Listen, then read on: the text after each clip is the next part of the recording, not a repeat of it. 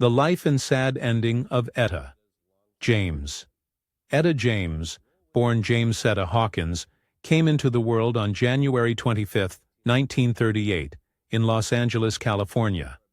Her mother was just 14 years old at the time. She never knew her father, though she later speculated he was the renowned pool hustler Minnesota Fats. Raised primarily by friends and relatives, Etta spent much of her childhood away from her mother. While living with her grandparents, she began attending a Baptist church.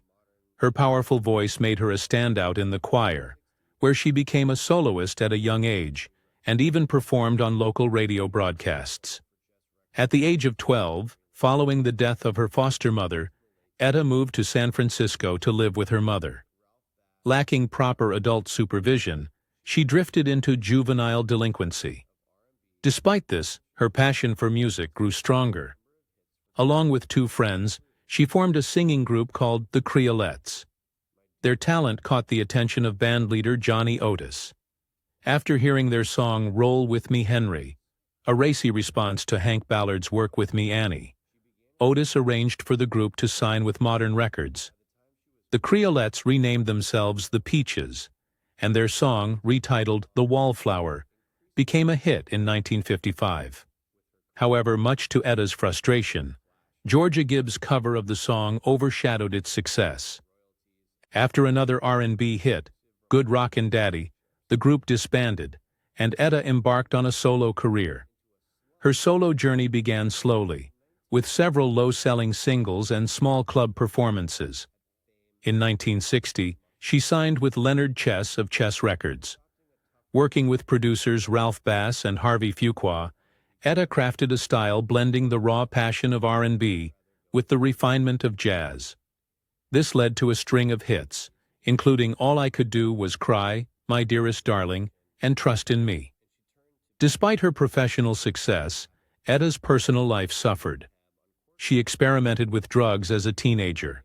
By 21, she was addicted to heroin. Struggles with addiction, unpaid royalties, and abusive relationships made it difficult for her to sustain her career. By the mid-1960s, her career faltered. However, in 1967, she experienced a resurgence, recording "Tell Mama and I'd Rather Go Blind" with producer Rick Hall at Fame Studios in Muscle Shoals, Alabama. In the 1970s, Etta's addiction escalated. She turned to petty crime to support her habit. A court-ordered rehab stint in 1973 helped her regain stability, leading to the release of "Only a Fool" that same year. By the late 1970s, she was performing at small clubs and blues festivals, eventually opening for the Rolling Stones. In 1978, she released "Deep in the Night," produced by Jerry Wexler.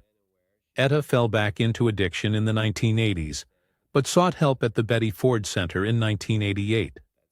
Her recovery marked a turning point, and she released the acclaimed comeback album 7 Year Itch.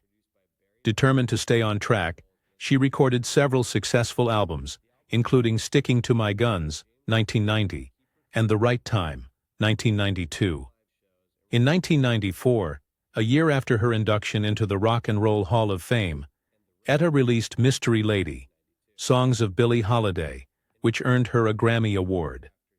Between 1995 and 2003, she released 8 albums on the private music label, while maintaining a rigorous touring schedule.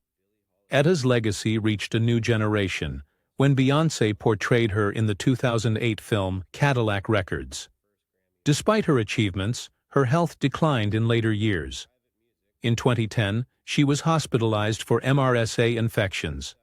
She also battled addiction to painkillers and was diagnosed with Alzheimer's disease. Her final album, "The Dreamer," was released in 2011.